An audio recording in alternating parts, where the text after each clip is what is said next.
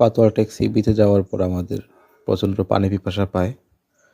সাথে সাথে আমরা সিদ্ধান্ত নিলাম ডাবের পানি পান করব।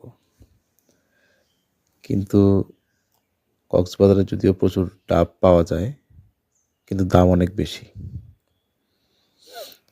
আমাদের টিমে মোট 11 জন মেম্বার ছিল। তো ছোট ডাবগুলোর দাম চাচ্ছিল 130 টাকা করে।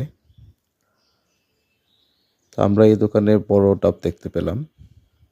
কথার প্রসঙ্গে এই দোকানদার ভাই বললেন প্রতি ডাবে 5 থেকে 6 গ্লাস পানি হবে, এবং উনি এই কথা বললে মোটামুটি একটা চ্যালেঞ্জ করলেন, যদি না হয় তবে উনি টাকা ফেরত দেবেন, কিংবা অন্য একটি ডাব কেটে হলেও পানি কমপক্ষে 5 গ্লাস দিবেন।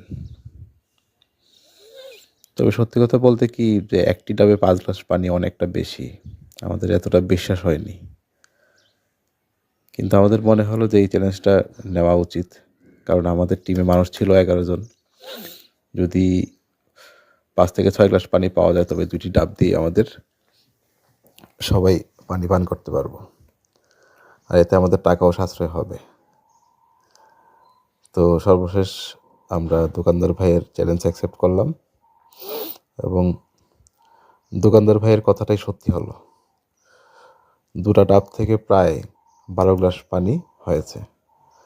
আমরা সবাই তৃপ্তি সহকারে ডাবের পানি পান করলাম। মিষ্টি পানি ছিল, খুবই ভালো ছিল।